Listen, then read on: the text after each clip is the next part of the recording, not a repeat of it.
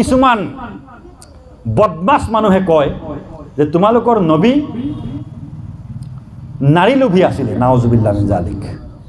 কিছুমান বদমাছ মানুহ মই এইকাৰণে কৈছোঁ, ইহঁতৰ কাম খালি সাম্প্ৰদায়িক সংঘৰ্ষ লগোৱা, আমাৰ নবীক বেয়া কোৱা, আমাৰ ইছলামক বেয়া কোৱা, কেনেকৈ বেলেগৰ ধৰ্মক বেয়াকৈ কৈ সেই ধৰ্মটোৰ মানুহৰ মাজত আৰু দুটা ধৰ্মৰ মানুহৰ মাজত সংঘাত লগোৱা তেওঁলোকৰ উদ্দেশ্য।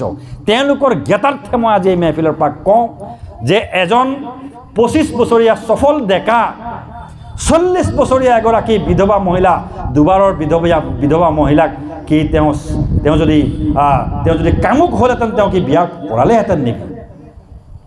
ইভেন তেওঁ হজৰতে খাদিজা ৰাদিয়াল্লাহু তাআলা আনহাৰ তৰফৰ পৰা 4 গৰাকী কন্যা সন্তান হৈছিল।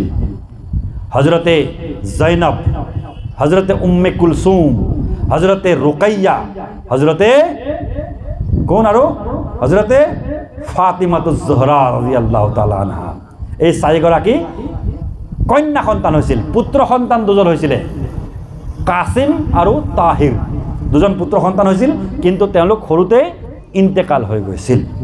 এইবিলাক কথা আমি জানিব লাগে। মই সেইকাৰণে কৈ আছোঁ, আল্লাহ নবী আমি সিৰাতুন নবীৰ জলচা এইকাৰণে পাতিছোঁ। আজিৰ জলচাখনৰ তাৎপৰ্য এইটো যে আমাৰ নবীৰ বিষয়ে আমি জানিব লাগে। আমাৰ নতুন প্ৰজন্ম, আমাৰ ল'ৰা ছোৱালীবিলাকে জানিব লাগে আমাৰ নবীজন কোন আছিলে, তেওঁৰ চৰিত্ৰ কেনেকুৱা আছিলে, তেওঁ কেনেকৈ দুনিয়াত তেওঁ জীৱন অতিবাহিত কৰিছিলে, তেওঁৰ প্ৰতি আহি থকা অভিযোগবিলাকৰ উত্তৰ আমি দিবলৈ চেষ্টা কৰিব লাগিব, জানিব লাগিব।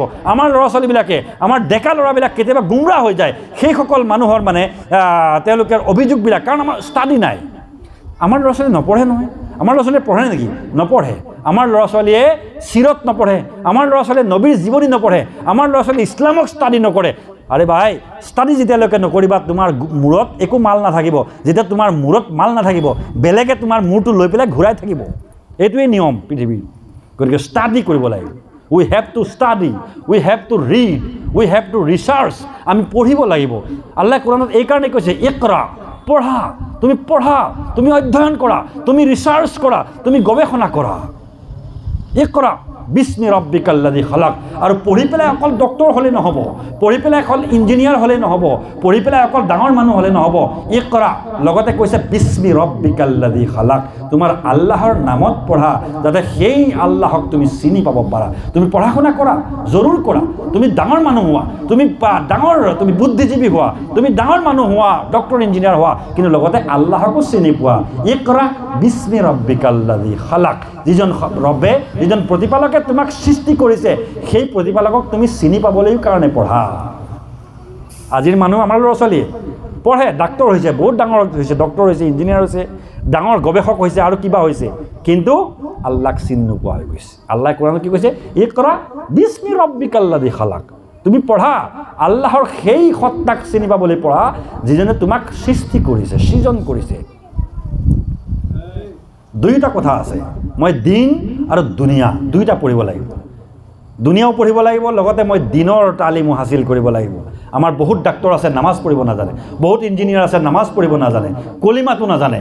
বহুত ডাঙৰ ডাঙৰ প্ৰফেচাৰ আছে, কলিমাই নাজানে, নামাজৰ নিয়ত নাজানে, ওজু কৰাৰ তৰিকা নাজানে। লাভ কি? এইবিলাক পঢ়াৰ কিবা লাভ আছে? দিন চিনি নাপায়, আল্লাহ চিনি নাপায়, ৰচুল চিনি নাপায়, এইবিলাক পঢ়াৰ কোনো লাভ নাই। এইবিলাক পঢ়াৰ বাপেক মাক চিনি নাপায়, বাপেক মাকক বৃদ্ধাশ্ৰমত তৈয়াৰ। কি প্ৰফিট, কি লাভ এইবিলাক পঢ়া শুনাৰ? যি পঢ়া শুনা কৰাৰ পিছত মই ডাঙৰ মানুহ হৈ গ'লোঁ, মই আমেৰিকাত থাকিলোঁ, লণ্ডনত থাকিলোঁ, মই ডাঙৰ ডাঙৰ চহৰত থাকিলোঁ, মোৰ মা বাবা যদি বৃদ্ধাশ্ৰমত থাকিব লাগে, সেই শিক্ষা কিবা মূল্য আছে? ইছলামে কৈছে সেই শিক্ষা কোনো কাম নাই। যি শিক্ষা তুমি মা বাবাক চিনি নোপোৱা, যি শিক্ষাৰে তুমি তোমাৰ সৃষ্টিকৰ্তাক চিনি নোপোৱা, সেই শিক্ষা ভেলুলেছ, অৰ্থহীন শিক্ষা। গতিকে আমি মৰেল শিক্ষা, যিটো আমাৰ নীতিগত শিক্ষা, নৈতিক শিক্ষা, সেই নৈতিক শিক্ষাক আমি ল'ব লাগিব।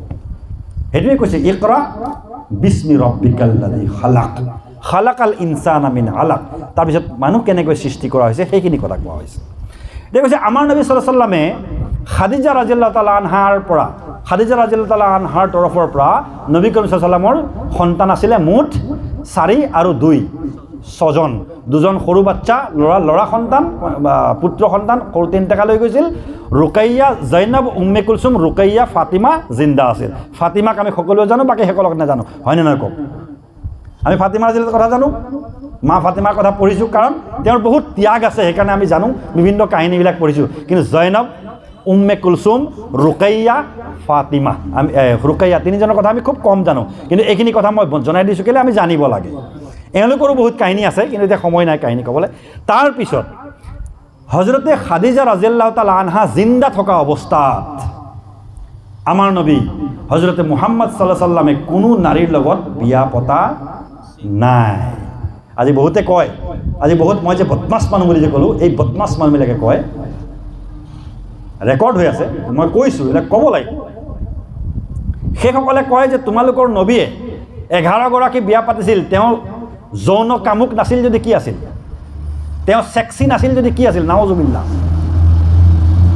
মই কওঁ সেইসকলক শুনক, এজন ব্যক্তিৰ এই যৌন উত্তেজনা বা যৌন কামনা কিমান দিনলৈকে থাকে কওকচোন। প্ৰথম কথাটো মই ক'লোৱেই যে এজন বাপেক, আপোনাৰ বা মোৰ ল'ৰা ছোৱালী যদি মই 25 বছৰীয়া হয়, সফল ডেকা এজনৰ বিয়া 40 বছৰীয়া দুবাৰৰ বিধৱাক মই বিয়া দিম নেকি? যদি মই মুহাম্মদ সাল্লাল্লাহু আলাইহি ওয়াসাল্লাম নাউজুবিল্লাহ যদি মানে কামুক হ'লহেঁতেন, নাৰীৰ প্ৰতি লালায়িত থাকিলেহেঁতেন, সেই 40 বছৰীয়া দুবাৰৰ বিধৱা মহিলাৰ লগত বিয়া তেওঁ পাতিলেহেঁতেন নেকি? কেতিয়াও নাপাতিলেহেঁতেন। সৎ চৰিত্ৰবান মুহাম্মদ আছিল, আৰু জীৱনৰ বেছিভাগ সময় তেখেতে সেই বিধৱা নাৰীগৰাকীৰ লগত কটাই দিছিল। হজৰতে খাদিজা, তেখেতৰ প্ৰায় যিমান সন্তান হ'ব লাগিছিল হৈছিল, তাৰপিছত আৰু কোনো সন্তান হোৱা নাছিল। তাৰমানে কি বুজা যায়? এইসকলৰ মূৰত গোবৰ সোমাই আছে আৰু কিবা কিবি বহুত সোমাই আছে, যিসকলে কয়। তো হজৰতে খাদিজা ৰাদিয়াল্লাহু তাআলা যেতিয়া ইন্তেকাল হয়, আল্লাহ নবী সাল্লাল্লাহু আলাইহি ওয়াসাল্লামৰ বয়স তেতিয়া কিমান বয়স, কিমান বছৰ? 55 ইয়াৰ্ছ, 55 বছৰ বয়স। সেই 55 বছৰ বয়সত খাদিজা ৰাদিয়াল্লাহু তাআলাৰ ইন্তেকাল হৈ যায়। যেতিয়া খাদিজাৰ ইন্তেকাল হয়, তেতিয়া ল'ৰা ছোৱালীবিলাক সৰু সৰু, চিন্তা কৰি থাকে কেনেকৈ লালন পালন, কি হ'ব কি নহ'ব। তেতিয়া কেইজনমান বুজুৰ্গ সাহাবাই তেখেতক পৰামৰ্শ দিলে যে ইয়া ৰাছূলুল্লাহ, আপুনিতো অকলে অকলে কেনেকৈ ল'ৰা ছোৱালীকেইটা ডাঙৰ কৰিব, কিবা এটা কাম কৰক, আপুনি এখন নিকাহ কৰি লওক। বহুত চিন্তা কৰিলে, নাই নাই নিকাহ কৰিলে মোৰ কষ্ট হ'ব, অমুক হ'ব তমুক হ'ব, ল'ৰা ছোৱালীকেইটাক কষ্ট পাব, কাৰণ চবেইতো আৰু মাকৰ নিচিনা মৰম দিব নোৱাৰিব। বহুত ইছৰাৰৰ পিছত আল্লাহৰ হুকুম আহিলে যে মুহাম্মদ তুমি নিকাহ কৰা। তেতিয়া হজৰত সৌদা বিনতে জামা তেওঁৰ লগত নিকাহ ঠিক হ'ল, আলৰ বুঢ়ী। তাৰপিছত পৰ্যায়ক্ৰমে এগৰাকী পিছত এগৰাকী বিভিন্ন কাৰণত, কোনোবা হয়তো ৰাজনৈতিক কাৰণ হ'ল, বোলে বহুত ডাঙৰ এটা সেই সময়ত যুদ্ধ বিগ্ৰহ চলি আছিলে, বহুত ডাঙৰ এটা কবিলাৰ লগত তেওঁলোকৰ মন জয় কৰিব লাগে, তেওঁলোকৰ লগত চুক্তি এটা কৰিব লাগে। এই চুক্তিটো কৰিবৰ কাৰণে তেওঁলোকৰ লগত এটা ৰিষ্টা কায়েম কৰিছিল কুৰাইশ বংশ আৰু নবী যিহেতু সেই সময়ত শাসক আছিলে, তেওঁলোকৰ লগত এটা ৰিষ্টা কৰি লৈছিল যে তেওঁলোকৰ পৰা আক্ৰমণ, যাতে আহিব লগা আক্ৰমণটো প্ৰতিহত হয়, সেইকাৰণে এগৰাকীৰ লগত বিয়া কৰা হৈছিল। সেই সময়ত তেওঁৰ 11গৰাকী পত্নীৰ ভিতৰত এগৰাকীয়েই মাত্ৰ কুমাৰী আছিল, সেইগৰাকীৰ নাম আছিলে হজৰতে আয়েশা ছিদ্দিকা ৰাদিয়াল্লাহু তাআলা আনহা। এইবিলাকে কয় আয়েশা ছিদ্দিকা ৰাদিয়াল্লাহু তাআলা আনহা কেতিয়া বিয়া হৈছিলে, কিহৰ কাৰণে বিয়া হৈছিলে, বহুত ডাঙৰ কাহিনী আছে। কিন্তু তেওঁলোকে কয়, আজি বহুত মোৰ কিছুমান ভিডিঅ'ত চাব, তেওঁলোকে হেৰি কৰে, কমেণ্ট কৰে, কেইজনমান আছে সেইবিলাক এক্স মুছলিম বুলি নিজকে পৰিচয় দিয়ে। তেওঁলোকে কয় যে যিজন মুহাম্মদে 6 বছৰীয়া বয়সৰ মহিলাৰ লগত নাউজুবিল্লাহ এইবিলাক কয় আৰু শব্দবিলাক ইউজ কৰে, এইবিলাক এতিয়া ইউজ কৰিব নোৱাৰি, তেওঁৰ ধৰ্মত থাকি কি কৰিব বুলি কয়।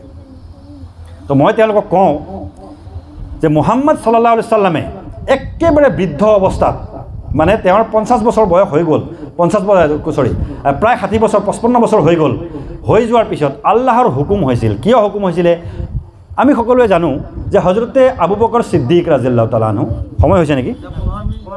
15 মিনিট বঢ়াইছে।